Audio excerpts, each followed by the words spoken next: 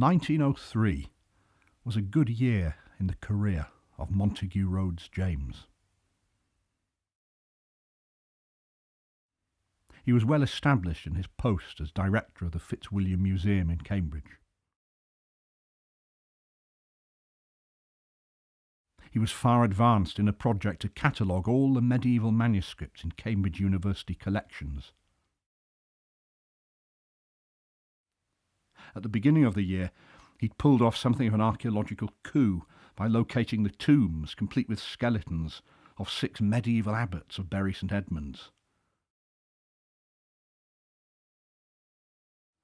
And he was cementing a reputation as a teller of really first-rate ghost stories. It had become a pleasant habit of his, according to his friend Arthur Benson, to read aloud a story of his own composition to friends in college at Christmas. The local colour is excellent. The stories themselves are grim, recorded Benson in his diary for December 1903, but there is a certain want of depth in them. The characters are all like elderly dons. Well, if the characters in M.R. James' stories are like elderly dons, and I think there's something behind Benson's criticism there, the people who listened to them being read on those occasions were more exuberant. In 1902, Henry Luxmore, who was M.R. James's beloved old tutor from Eton, recorded a rather disapproving impression of them in a letter. I'm spending Christmas in this wonderful place, with great enjoyment of grounds and chapel. It's like a most splendidly appointed club. Last night, Monty James read us a new Christmas ghost story of the most blood-curdling character. After which those played Animal Grab, who did not mind having their clothes torn to pieces and their hands nails scored. Luxmore was back in Cambridge in 1903 to hear James read 2 new stories. One of them was called Number 13, and it was inspired by a recent trip that he'd made to Denmark. The other was the story of which he's probably best known today. Luxmore referred to it as Fur Flabis, but it was published the following year under another title. Oh, whistle and I'll come to you, my lad. Oh, whistle and I'll come to you, my lad. Oh, father and mither and all shall gae mad. Oh, whistle and I'll come to you, my lad. But warily tent when ye come to court me, and come in lest the back yet be a tree. Sign up the back stile and let naebody see, and come as ye were, na coming to me, and come as ye were, na coming to me. Oh, whistle and I'll come to you, my lad. Oh, whistle and I'll come to you, my lad. Though father and mither and all shall gae mad. Oh, whistle and I'll come. At the beginning of Oh, Whistle and I'll Come to You, My Lad, we meet the protagonist, Professor Parkins, as he's eating and exchanging small talk with his fellow dons at an end-of-term college feast. There's some typical high-table chit-chat, light-hearted Donish banter about ruined churches, vacation plans, golf courses, and ghosts. This is the dining hall of King's College, Cambridge, and this is M.R. James himself. He was made the provost of the college in 1905, which was only 2 years after he first read Whistle I'll Come to You to his friends. Now, in King's, at the end of every Michaelmas term, which is the term that leads up to Christmas, they host a feast in this hall in honour of the founder, Henry VI. And I'm quite certain that the guests at M.R. James's December ghost story soirees would also have been guests at this feast, and that they would have been completely familiar with the style and the setting of the opening scene of the story. I think they'd probably have been familiar with the characters themselves. There's Disney, the family man, the professional archaeologist. I thought I might do something useful in the off days. Parkins himself, of course, who was young, neat and precise in speech. What? Oh, yes. Yes, indeed, yes. And then Rogers, the bluff humorist sitting opposite, who you sense would be up for a vigorous game of animal grab most days of the year.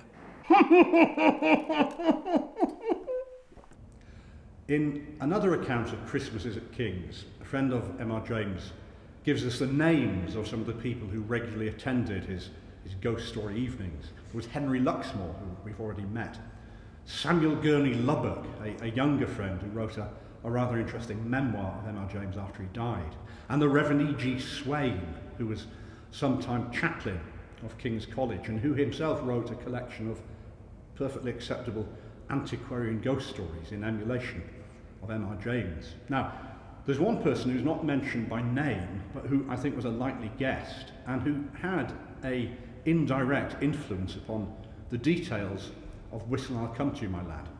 And his name was Felix Thornley Cobbald. Felix Cobbald was the sometime bursar of King's College, a well-liked senior fellow, and unlike some of his colleagues, he led an active life outside Cambridge. He came from a well-known family of brewers in Ipswich and served as a Liberal MP for various Suffolk constituencies. He was extremely wealthy and generous in his support for various causes, civic and artistic. In Ipswich, his philanthropy is still felt today. Christchurch Mansion, which is now the city's main art gallery, was saved from demolition and donated to the public by Felix Cobbald in 1894. And around the same time, he earned M.R. James's thanks when he contributed funds for the restoration of the windows of King's College Chapel, a project that James himself oversaw. But Cobbald spent freely on his friends as well. And every December, after celebrating Christmas in King's, he'd retire with a select group to his splendidly appointed seaside residence, the Lodge in Felixstowe, or, as Parkins, Disney and Rogers knew it, Burnstowe. Everyone delights to spend their summer holiday down beside the side of the Silvery Sea. I'm no exception to the rule that sanctifies my ways. I reside by the side of the Silvery Sea. But when you're just a common old garden smith or Joe Brown, a business up in town, you've got to settle down. You save up all the money you can till summer comes around. Then away you go to a spot you know where the cockle shells are found. Oh, I do like to be beside the seaside. I do like to be... For December 1892, James made a note in his very sparsely kept diary. Felixstowe! Exclamation mark. Now, exclamation marks aren't common in James's writing, and the one in that diary entry suggests, I think, his real excitement and pride at being invited to see the New Year in at Felix Cobbald's splendid house. This is Cobbald's Point in Felixstowe. It's a small promontory in the north of the town, named after the Cobbald family, where the low cliff bends round northwards towards Felixstowe Ferry. And behind me is Felixstowe Lodge. Now today it's divided into a number of smaller houses, but originally it was all one extraordinarily palatial single residence. And in the late 19th and early 20th century, each late December, it became base camp for a group of playful, bookish bachelors from Cambridge. This is the dining room inside Felixstowe Lodge. It's still a wonderful interior today, with that extraordinary carved wooden fireplace, a painting of the Muses dancing against a gold background above the hearth. Now, M.R. James first visited here in 1890 when he was 28 years old, and he records in his memoir, Eton and Kings, the real thrill and sense of privilege that he felt in being included in these house parties. Felix Cobbald, he says, was the soul of liberality. It was customary for Cobbald, Willie and Arthur Lee, Richard and Walter Durnford, and Arthur Morton, the well-known private schoolmaster, to gather in King's at about Christmas time. The party, augmented by others such as Frank Tarver and Ainger, used to move on to the lodge at Felixstowe and keep New Year there in the height of comfort. When I attained years of discretion, Felix was good enough to include me and others of younger generations in these delightful parties. Those who were not strong enough, or not weak enough, to play golf, which most of them did all day, had a very happy time. Fred Whitting and I would occupy a whole morning over a game of 50 up at billiards. Now all this good fellowship and lavish hospitality seems a long way from lonely Professor Parkins, staying at an inn on his own in a twin room, playing rounds of golf with strangers. But it's clear, when you look at the upper stories of the lodge at Cobbald's Point, that the view that Parkins had from his room in the Globe Inn is in fact the view from those windows.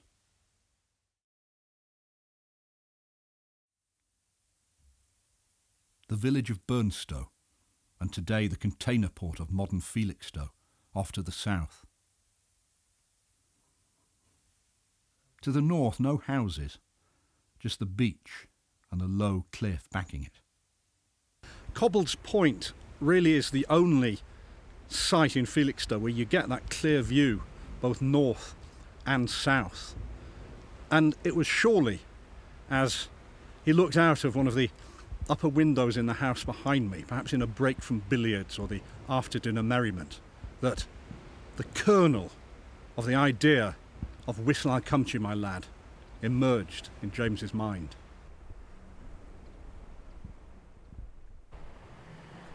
Another reason I'm convinced that James developed the central images of his story as he looked out of the windows of Felixstowe Lodge are these, the groins, or rather their predecessors. These massive granite defences were put up in 2012, but they replaced more elegant, if less high-tech wooden ones that had originally been installed by Felix Cobbald himself. Disney, the archaeologist, of course, points out to Parkins at High Table at the beginning of the story that coastal erosion along this stretch of shore is a very serious business. And when Felix Cobbald inherited the lodge from his father in 1882, apparently the spring tides came to within 20 yards of the building itself. You know, there's a very real danger that the whole thing might be swept away. So one of the first things he did upon inheriting was to restructure the sea wall and to install brand new groins.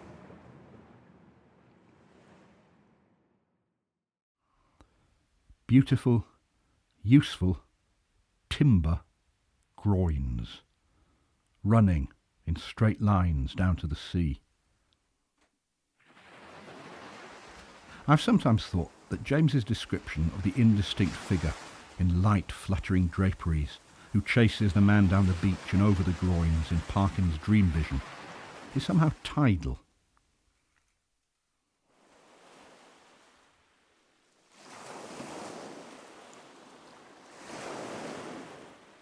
He seems to ebb and flow,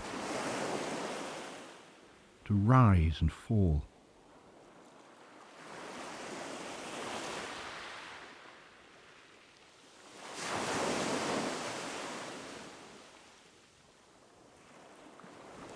Now, no cause of the runner's fear had so far been shown.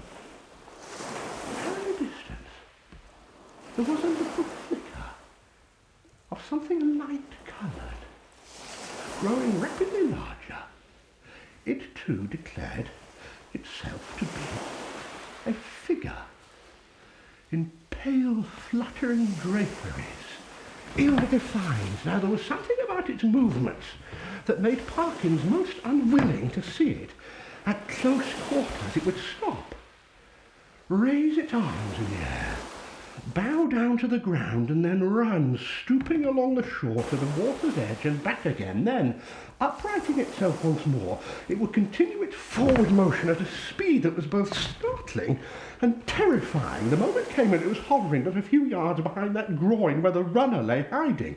After a few ineffectual castings hither and thither, it came to a halt, raised its arms in the air, bowed down to the ground, and made a dash for the groin. Bah!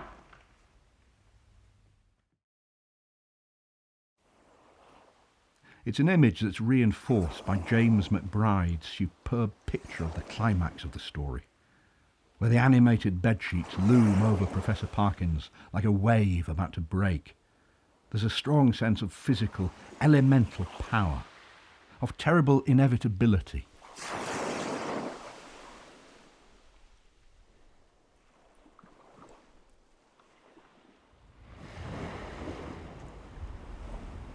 And again, I think of James looking out from those windows, looking at his friends' splendid new groins, and the December sea raging and ebbing and flowing around them, and him muttering to himself.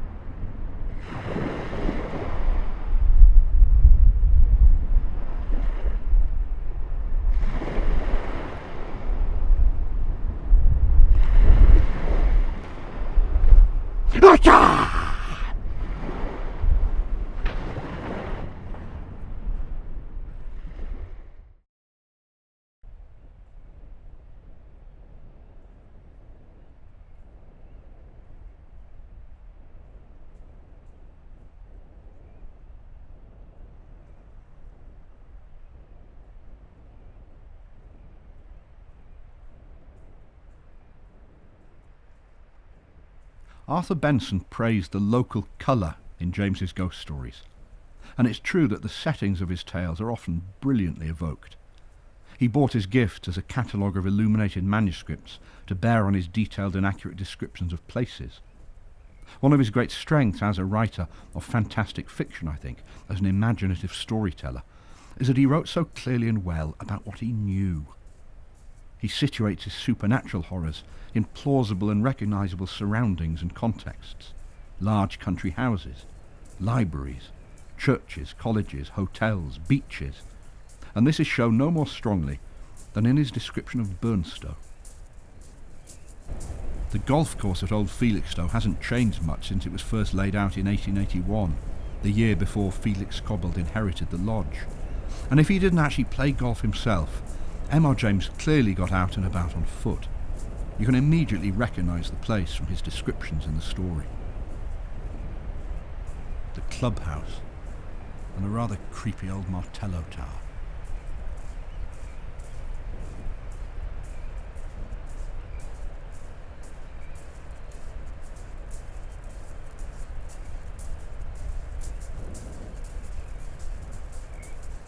The patch of rough ground between the links and the beach. The shingle and sand and groins.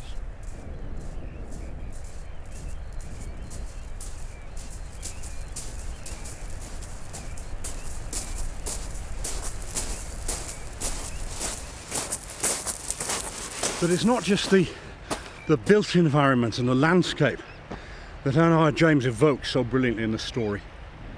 I'm here in the middle of August. You know, this is the height of the summer holidays, and even though it's not actually very windy today, it does feel exposed. You know, it feels inhospitable. Frankly, as Parkins himself notes on his way back from the golf links to the Globe Inn, it is bleak and solemn. You know, it seems odd. You've got to be a particular sort of person to want to come on holiday here on your own in the middle of winter, and it certainly seems perverse to me to want to play golf in an environment like this in late December.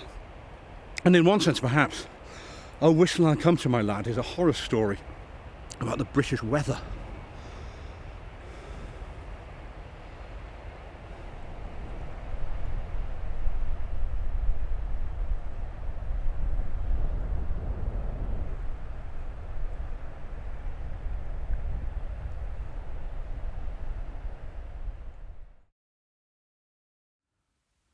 It's a relief to get back inside at Felixstowe.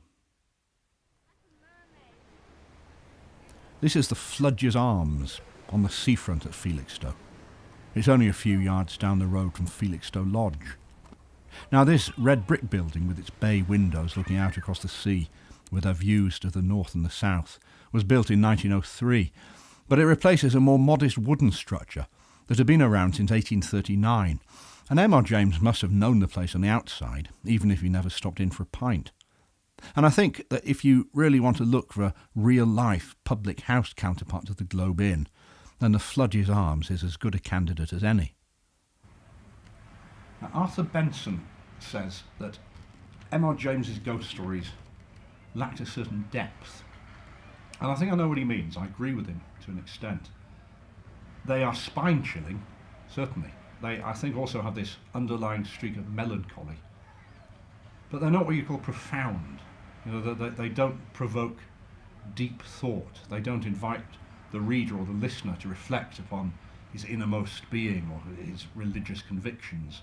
They're not, like Arthur Benson's own ghost stories, published at the same time, moralising tales. You know, they're fundamentally, I think, entertainments. That they were written to be listened to by friends at a party, accompanied by a glass of Madeira, and quite possibly followed by a game of animal grab. But that is not to suggest that there isn't this underlying seriousness to them. And I think that as well as the supernatural horrors that James is so brilliant at imagining and evoking, you know, the ghosts, the revenants, the demons, the more uncertain hauntings, there is this serious, latent, persistent fear of madness, of losing your mind. In Whistle and County, my lad, we're told at the end that had not Colonel Wilson intervened when he did in saving Parkins from his bedsheet in the middle of the night, then the professor would either have fallen out of the window or he would have lost his mind. And it crops up again and again in ghost stories and antiquary. In the Mezzotint, when Williams, the curator of the museum, is very, very confused by this picture that seems to be changing. It says, where are we? Otherwise he might have been tempted to think that something gravely wrong was happening either to his eyes or to his mind. And again in number 13, when Anderson has a similarly impossible seeming hallucination, it says, if his eyes or his brain were giving way, he would have plenty of opportunities for ascertaining the fact. If not, then he was evidently being treated to a very interesting experience. And I think this fear of madness, this fear of the academic brain collapsing, is a very real one at the time for M.R. James and his friends. You know, the erosion of the academic mind was as real a threat to James's circle as the erosion of the East Anglian coastline.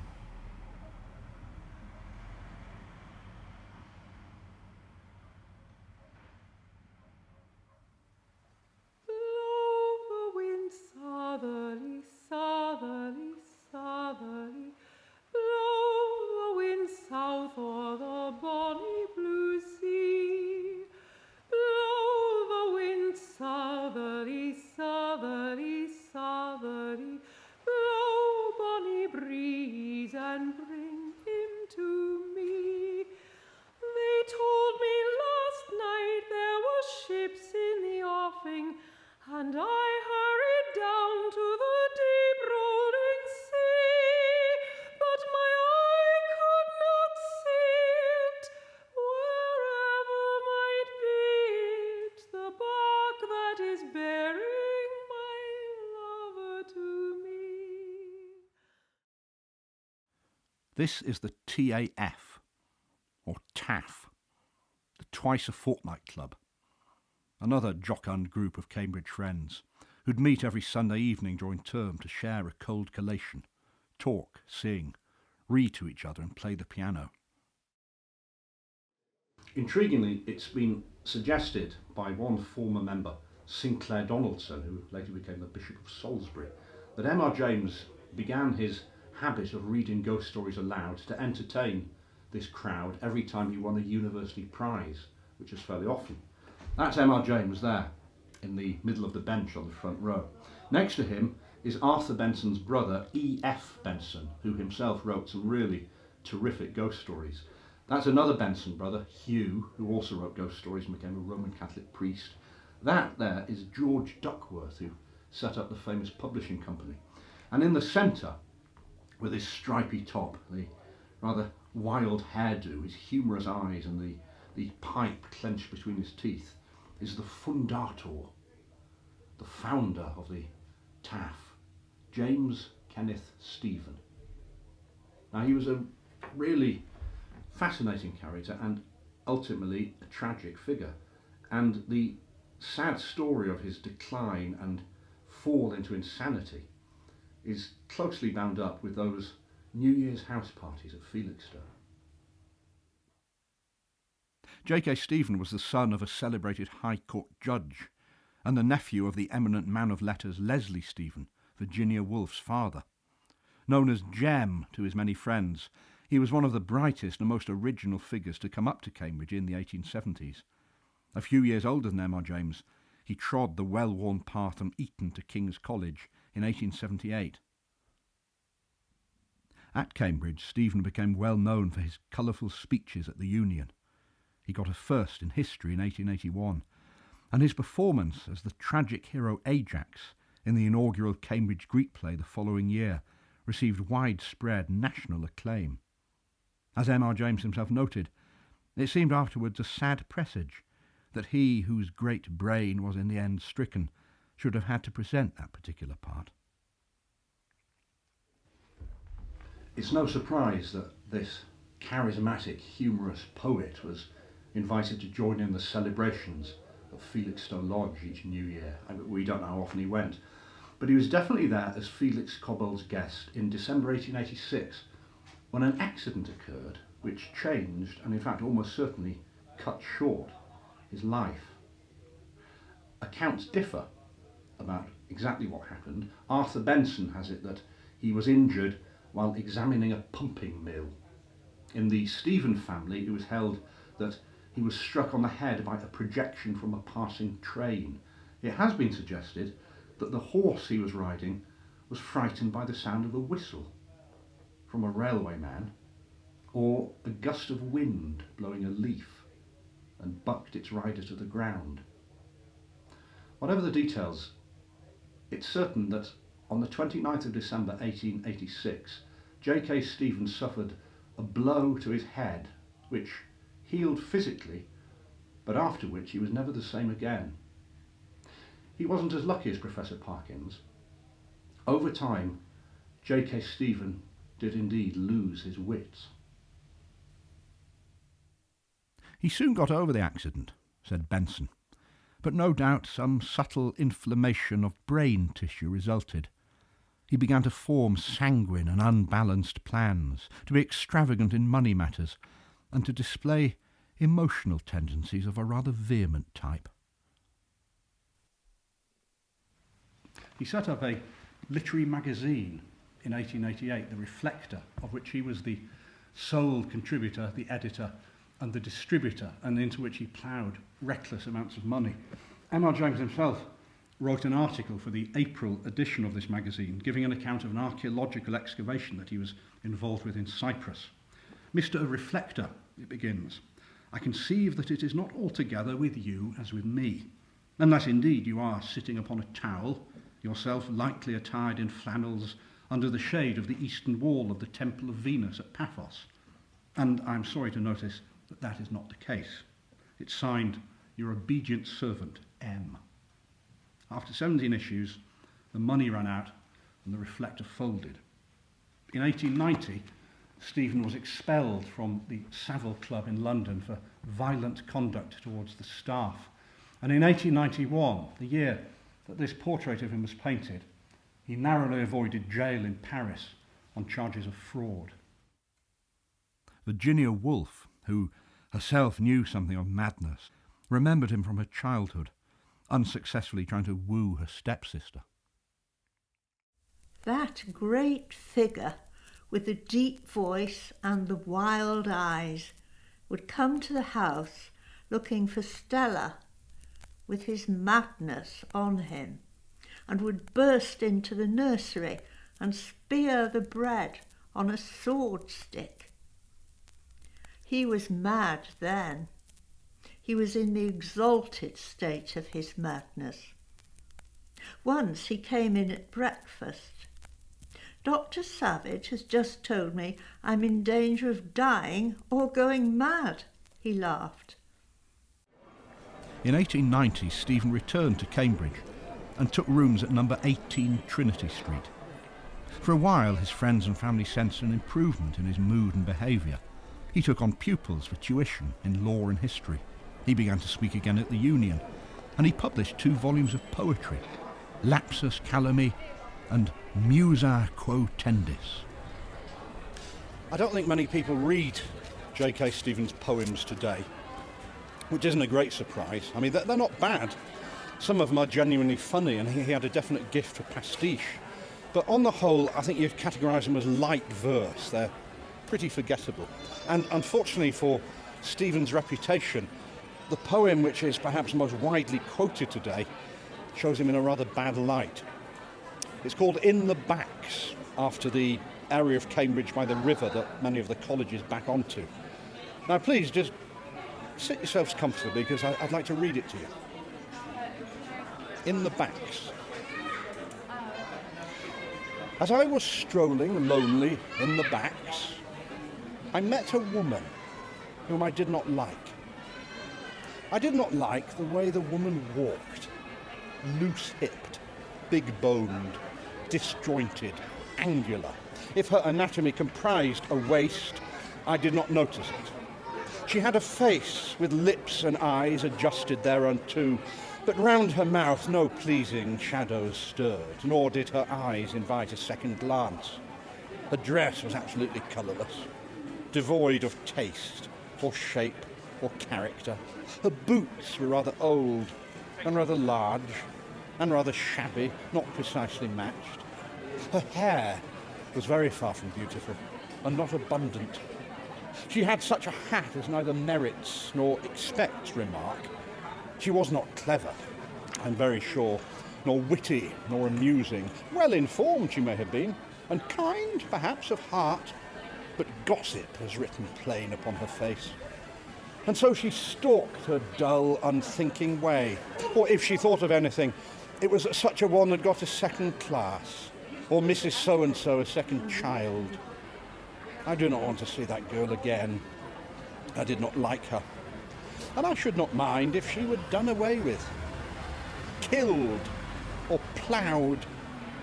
She did not seem to serve a useful end. And certainly, she was not beautiful. Well, this rather unpleasant little work has in fact been used in evidence against J.K. Stevens by those who accuse him of being Jack the Ripper. I don't think there's much substance to the accusation, but it is actually thanks to the researchers of ripperologists that we know quite a lot about the last few weeks of J.K. Stevens' life. On November the 24th, 1891, his landlady, Mrs. Robinson, summoned 2 friends for help to his rooms here in the building behind me, when she found him standing at his window, naked, having thrown all his possessions into the street below, screaming. He was apparently convinced that a warrant was out for his arrest. Well, his friends calmed him down, and his brothers, Herbert and Harry, were summoned from London, and they accompanied him to a hospital in Northampton, where he was admitted, suffering from extreme depression.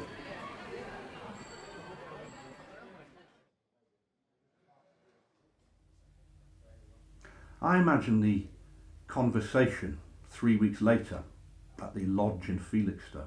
We know that M.R. James himself was a guest that year, and how the party must have reflected upon those unsettling, absurd, rather embarrassing events in Cambridge that late November day, and how Felix Cobbald, seated at the head of the table, would have recalled sadly how only a few years ago their remarkable friend Jem had entertained them all so royally in the same lovely dining room which they were sitting then, and how he'd had that dreadful accident one windy December day, after which, oh dear, yes, some railway man blew his whistle, frightened his horse, I heard. Is that right? Something like that, yeah. Poor old Jem. I hope that things work out well for him.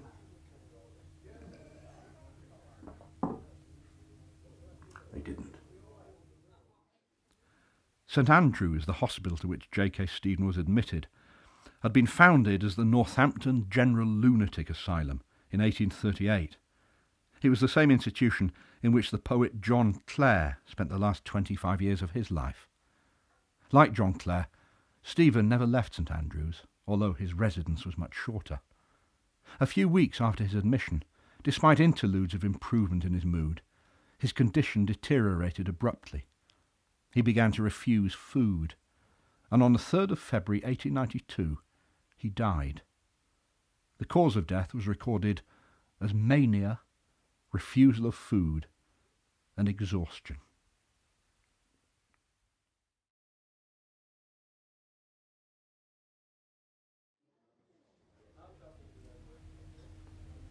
I wonder if the experience of people like J.K. Stephen lies behind the occasional sense of tragic unfairness that you get in M.R. James' ghost stories, the needless, utterly helpless, innocent human suffering. I'm thinking of Count Magnus with Mr. Wraxall, or Paxton in A Warning to the Curious. J.K. Stephen's story, I think, gives the lie to Lytton Strachey's glib observation that M.R. James lived a life without a jolt. In the Taff photograph, the man sitting in front of Stephen on the bench to his left is Marcus Dimmesdale.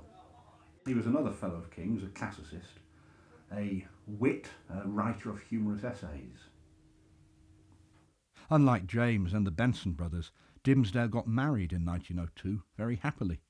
He had a large family and took up farming in Coton, a village just outside Cambridge.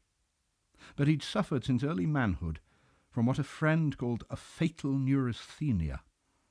And in January 1919, on his farm in rural Cambridgeshire, the old evil reasserted its power, according to the same friend, and he died from a self-inflicted gunshot wound to the head. By December 1903, when James seems to have read O Whistle aloud for the first time, J.K. Stephen was nearly 12 years dead. And although James never forgot his friend, and in fact he recalled him warmly in his memoir Eton and Kings in 1926, it would probably be going too far to assert that his story had anything like a direct influence on O Whistle I'll Come to You, My Lad. But, well, I don't think that M.R. James believed that if you blew a whistle by the seaside you would unleash terrifying elemental forces. I don't think he particularly believed that the universe was populated by unseen agents of evil who wreaked havoc upon human lives, although he might have believed that. But I think he did believe, in fact he knew, because he'd seen it close up, that really fearful, relentless, seemingly inexplicable forces could attach themselves to a perfectly intelligent man and literally take away his wits and, in extreme cases, bring about his utter destruction. And he knew that such forces could be set in motion by chance events when on holiday in Felixstowe.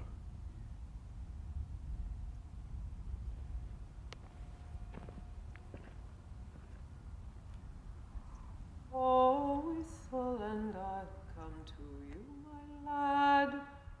Oh, whistle and I'll come to you, my lad.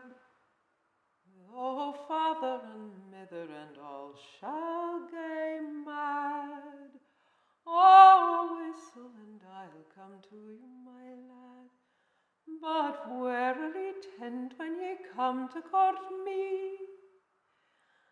And come then, lest the baguette be a G. Sign up the back stile and let naebody see. And come as ye werena coming to me. And come as ye werena coming to me. Oh, whistle and I'll come to you, my lad. Oh, whistle and I'll come to you, my lad. Though father and mother and all shall gae mad, oh, whistle and I'll come to you, my lad. At kirk or at market, where'er ye may be, gang by me as though that ye care ne'er flee. But steal me a blink, of your bonny black ee. Yet look as ye were na looking to me. Yet look as ye were na looking at me. Oh, whistle and I'll come to you, my lad. Oh, whistle and I'll come to you, my lad. Oh, father and mother and all shall gae mad. Oh, whistle and I'll come to you, my lad. I vow and protest that ye carena for me, and whilst ye may lightly my beauty away, yet partner mither, though joking ye be, for fear that she wile your fancy frame, for fear that she wile your fancy frame me. Oh, whistle and I'll come to you, my lad. Oh, whistle and I'll come to you, my lad. Though father and mother and all shall gae mad. Oh, whistle and I'll come to you.